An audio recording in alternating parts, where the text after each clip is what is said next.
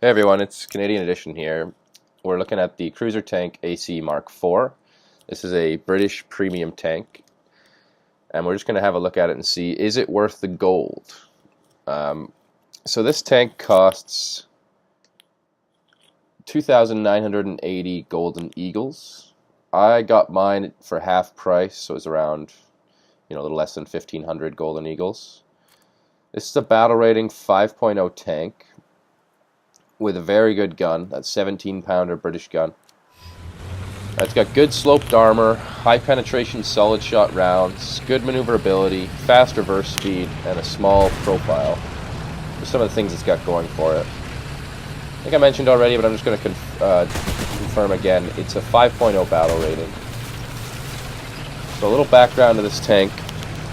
The first AC model, the AC-1 Sentinel, was a cruiser tank designed in Australia in World War II in response to the war in Europe and the threat of Japan expanding the war to the Pacific, or even a feared Japanese invasion of Australia. It was the first tank to be built with a hull cast as a single piece, and the only tank to be produced in quantity in Australia.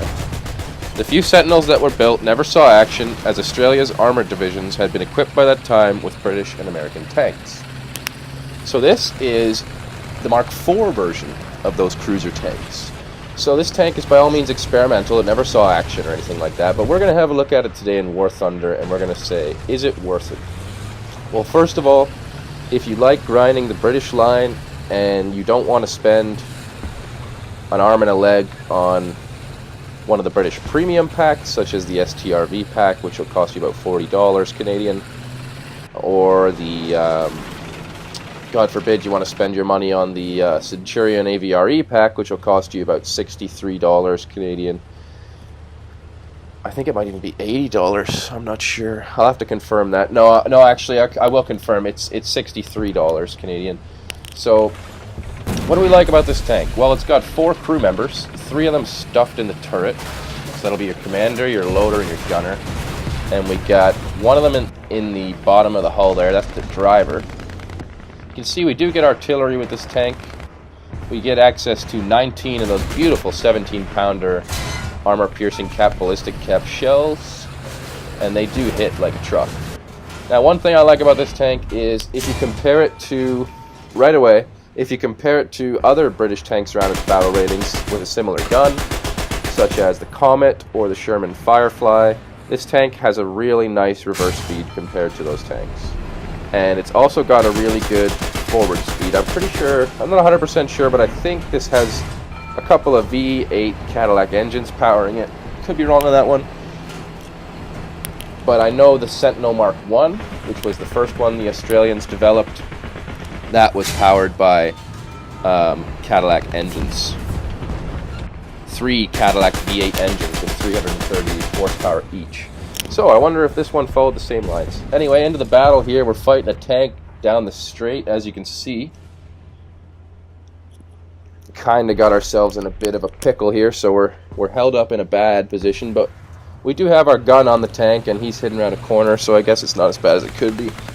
We're going to get out of here, though. We're going to scoot down this alleyway. And this tank is very maneuverable compared to the other British tanks with the 17-pounder gun. It's got good turret rotation, good reverse speed, good forward speed. There's a lot I like about this tank, and right away I'm going to say it is worth the gold. Especially if you're grinding the British line, this is a good way to not break the bank. You can see we knock out that T-34-85 with a shot right through his hull. Yeah, I highly recommend this tank. Overall, I'd probably give it about an 8.5 out of 10. It's a really good tank. Not a lot of weaknesses, to be honest. It's really fun to play at 5.0. I mean, the armor isn't super reliable. It's not the worst armor. You get lots of bounces, but it's not, don't rely on it. This is more of a medium cruiser tank style. Sit back and snipe or get the first shot off kind of deal. But yeah, I highly recommend this tank. If you're looking to spend 3,000 Golden Eagles and pick up a good British premium tank, this is definitely the one for you. Not too much history to this tank in real life. It never saw action, of course. But that was a good thing, because if it did saw action, chances are Australia would have been invaded by Japan. So I think we can all agree that it's a good thing it never saw action. Because I like Australia. Australia's a beautiful place. You can see we're engaging another tank here. We put a shot through his transmission. He's not going anywhere. And somehow that destroys him. I'm not sure how, but he is destroyed. He might have exited his tank in frustration. Sometimes that happens. Or he might have just destroyed... Oh, shit! You can see we bounce a shell there. Put a shot into his track. We bounced his shell. We bounced another shell there. And we take out his gunner, engine, track, and fuel tank. I'm not sure what kind of T-34 this is. But we're bouncing all his shells pretty good. Bounced another shell. It's a T-34-57. Wow. So we were bouncing shells from that German Russian 57mm Zeiss gun, which is a really good gun. And we bounced 3 shells from that gun. So either he doesn't know where to aim, or the armor on this tank's pretty good. Boom, another shot in there. Loader, machine gunner, engine, radiator, fuel tank. And we're going to take a risk here and just go around and put another one through his turret, and that's the end of him. T-34-85 there. You can see this little tank does work. This little tank does work. I am a huge fan of this tank. I like to call it the Thunderbolt because it moves around real fast like a little Thunderbolt. And that's one of the nicknames that was given to it as well. It's not like I made that up for the record. You can see we got the side of another T-34 here. We're just going to make his day pretty shitty. Put one into his gunner, loader, fuel tank, horizontal turret drive. You can see the poor soul's trying to reverse while he's on fire. But he's not going too far as we take out his engine, radiator, and fuel tank. And now it's just a matter of finishing him off with one through the turret to kill the gunner. Not a good day for him. So yeah, summary. Oh, we got a Panzer IV here. Oh, awful shot. Ricochet off the top of the turret. Luckily, he has no idea what's going on. And we take out his commander, gunner, loader, horizontal turret drive with our second shot. And we're going in for the kill here. Boom. Non-penetration somehow. Another poor shot by us. At this range, there's no excuse. You should be taking out your targets. And we are failing miserably here as we shoot the concrete. And now he pops smoke. And it looks like we missed a kill there. You saw that. That was pretty bad by us. At that range, you really should be finishing your targets.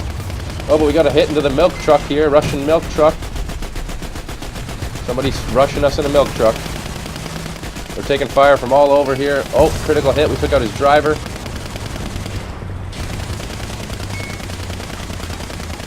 You can see this guy's shooting us with his Russian milk truck here. We're going to roll up on him.